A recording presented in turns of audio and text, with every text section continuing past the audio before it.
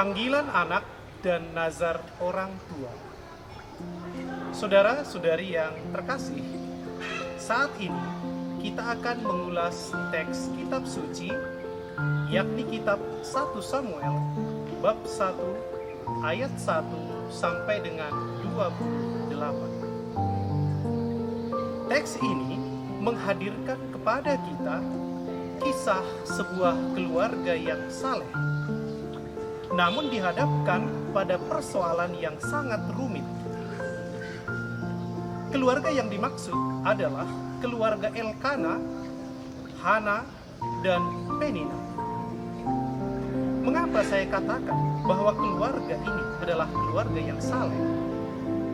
Saya mendasarkan pernyataan ini pada kebiasaan Elkana sebagai kepala keluarga, yakni dari tahun ke tahun pergi meninggalkan kotanya untuk sujud, menyembah, dan mempersembahkan korban kepada Tuhan semesta alam di Silo.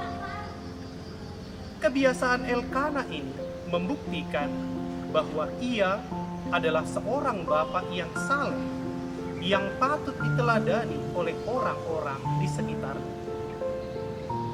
Namun, dalam kesalehan keluarga ini muncul persoalan, yaitu pernikahan Elkana dengan 2 orang perempuan, yakni Hana dan Penina. Dan hal ini menimbulkan persoalan besar. Penina yang adalah istri kedua, karena dalam ayat 2 dikatakan bahwa yang lain bernama Penina, dan ayat 6 dikatakan Penina disebut sebagai madunya, dikaruniai anak laki-laki dan perempuan. Sementara istri pertama, yakni Hana, dikatakan mandul, di mana Tuhan telah menutup kandungan. Saudara-saudari, situasi ini menjadi senjata bagi Penina untuk menyakiti hati Hana dan membuat Hana mengalami penderitaan dan kesedihan yang mendalam. Penina yang diberkati Tuhan dengan keturunan tidak menunjukkan kasihnya kepada Hana. Ia justru menyakiti hati Hana. Hal ini juga sangat mungkin menunjukkan bahwa Penina iri kepada Hana, karena Elkana sangat mengasihi Hana meskipun dia mandul. Saudara-saudari yang terkasih, dalam situasi ini Elkana tetap menunjukkan kasihnya kepada Penina dan Hana. Hal ini terbukti ketika Elkana mempersembahkan kurban. Ia memberikan bagian masing-masing kepada kedua istrinya dan juga anak-anaknya dari Penina. Elkana tidak mengesampingkan Hana dan juga tidak menunjukkan sikap yang berlebihan kepada Penina. Namun sangat jelas, dalam situasi di mana Hana mengalami perlakuan kasar dari Penina, Elkana bisa menunjukkan kasihnya yang besar kepada Hana, yakni membesarkan hati Hana, bahwa kasih yang ia miliki dan ia berikan kepadanya jauh lebih berharga dari segalanya. Hal itu tampak dari perkataan Elkana, "Bukankah aku lebih berharga bagimu daripada 10 anak laki-laki?" Persoalan belum selesai. Namun dalam persoalan itu, Hana justru mampu menunjukkan sikap kesalehannya. Hal ini tampak ketika Hana membawa persoalan yang dialaminya kepada Tuhan. Dengan hati pedih, ia berdoa kepada Tuhan sambil menangis terseduh-seduh. Hana tampaknya lemah. Doa yang dia sampaikan kepada Tuhan menunjukkan bahwa ia adalah sosok perempuan yang tangguh. karena ia mengandalkan Tuhan. Kesungguhan doa Hana menjadi sangat kuat ketika ia bernazar, Tuhan semesta alam, jika sungguh-sungguh Engkau memperhatikan sengsara hamba-Mu ini dan mengingat kepadaku dan tidak melupakan hamba-Mu ini, tetapi memberikan kepada hamba-Mu ini seorang anak laki-laki, maka aku akan memberikan dia kepada Tuhan untuk seumur hidupnya. Saudara, doa Hana sangat jelas, yakni keinginan mendapatkan seorang anak laki-laki. Dan sangat mengagumkan bahwa Hana bukan seorang yang egois, karena ia justru akan memberikan anak itu kepada Tuhan jika Tuhan berkenan memberikan anak itu kepadanya. Nazar Hana pun sangat akurat, yakni bahwa pisau cukur tidak akan menyentuh kepala anak itu. Ini menunjukkan bahwa Hana bersedia dan rela melepas anak itu hanya untuk Tuhan. Saudara, persoalan datang lagi dari Eli, imam bait Allah, karena ia justru menuduh atau mengecam Hana sebagai seorang pemabuk karena caranya berdoa. Barangkali cara Hana berdoa tidak seperti orang Israel pada umumnya. Namun, lagi-lagi Hana menunjukkan kesalehannya. Ia tidak marah atas tuduhan atau kecaman Imam Eli. Ia justru mengungkapkan kesusahan hatinya kepada Imam Eli. Dan sikap Hana ini membuat Imam Eli memahami keadaan Hana, dan ia pun memberkati Hana. Ini terbukti ketika Eli mengatakan, pergilah dengan selamat, dan Allah Israel akan memberikan kepadamu apa yang engkau minta daripadanya. Berkat yang diberikan Imam Eli ini sungguh menguatkan harapan Hana akan doanya, yakni Hana mau makan dan bukanya tidak muram lagi. Setahun setelah peristiwa itu, doa Hana dikabulkan oleh Allah. Hana mengandung dan melahirkan seorang anak laki-laki dan diberi nama Samuel, sesuai dengan makna dari nama itu, yakni yang diminta dari Tuhan. Dengan nama ini, tentulah Hana ingin selalu mengingat perkenanan Allah yang telah menjawab doa-doanya. Dan nama itu juga akan menjadi pengingat bagi dia akan kewajiban yang dimilikinya, yakni melayani Tuhan.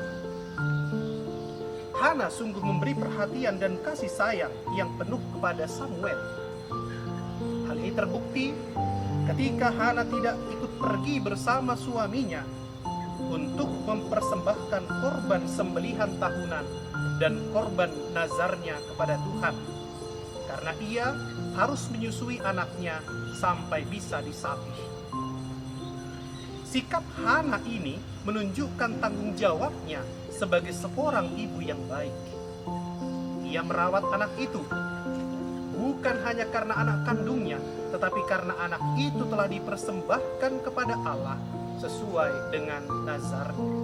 Hana menunggu waktu yang tepat untuk mempersembahkan anaknya kepada Tuhan, dan nazar itu ia penuhi ketika tiba waktunya. Dan pada waktu yang tepat itu, Hana mempersembahkan Samuel kepada Tuhan sesuai dengan nazarnya di bait Allah. Saudara-saudara, keluarga Elkana, Hana dan Penina menjadi sebuah gambaran keluarga Kristiani juga. Dalam setiap keluarga, pastilah ada persoalannya masing-masing, entah itu bersifat internal maupun eksternal.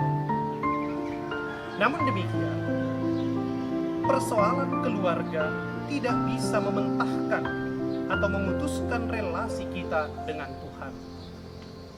Persoalan yang ada tidak membuat Elkana mengurangi aktivitas tahunannya di bait Allah untuk mempersembahkan kurban. Bukankah kesalehan Elkana ini harusnya menjadi teladan untuk semua bapak dalam keluarga Kristiani? Seorang bapak haruslah dengan tiada henti menjadi contoh di tengah-tengah keluarga dan masyarakat dalam relasi dengan Tuhan. Selain itu, dalam menghadapi persoalan rumah tangga, Elkana tetap menunjukkan sikap kasih dan penuh perhatian.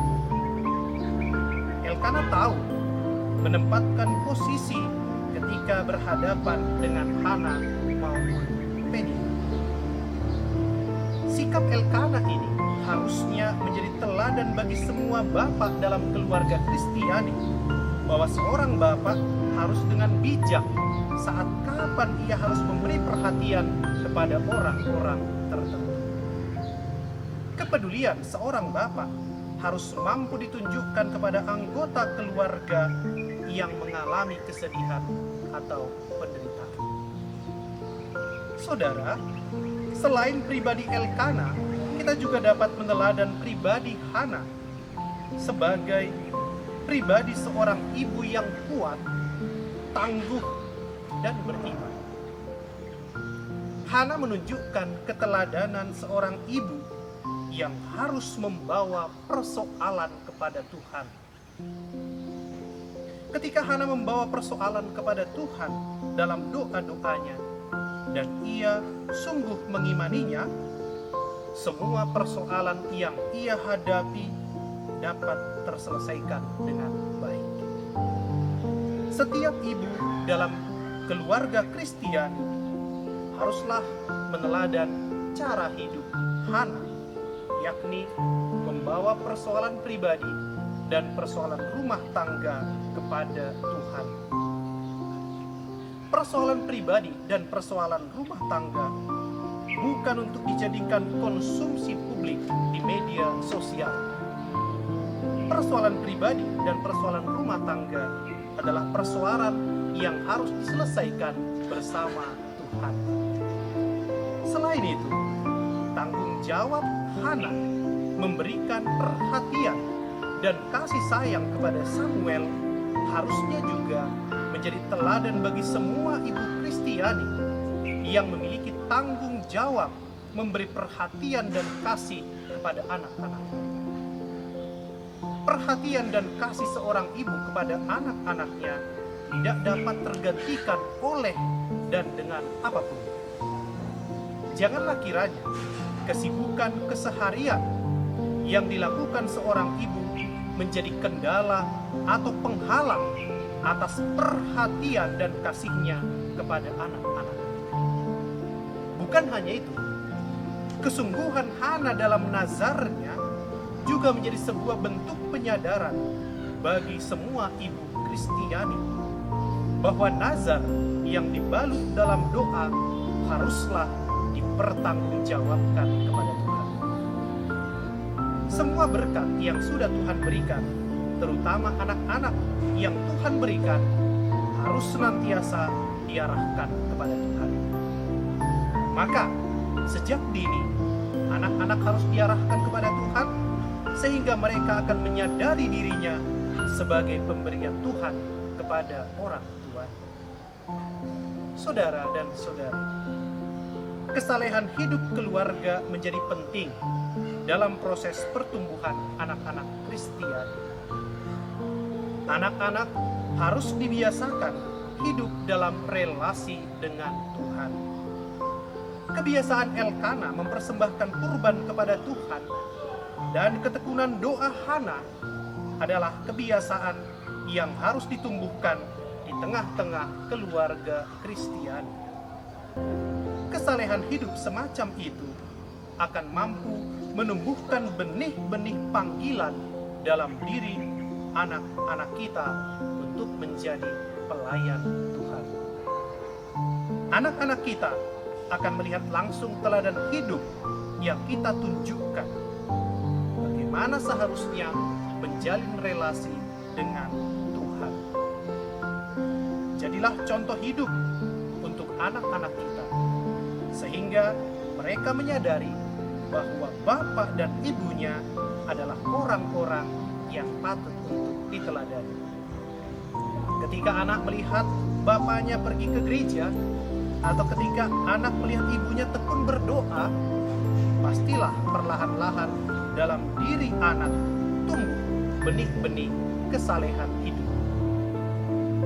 Kesalehan hidup ini jadi bekal bagi anak-anak untuk menjawab panggilan hidupnya ketika menempuh pendidikan, ketika bekerja, atau ketika dipanggil menjadi biarawan. Saudara-saudari yang dipercayakan Tuhan menjadi bapak dan ibu di tengah-tengah keluarga, tekunlah dalam doa. Tekunlah dalam nazarmu kepada Tuhan. Niscaya Tuhan akan memberikan berkat yang berlimpah untuk keluarga. Tuhan memberkati.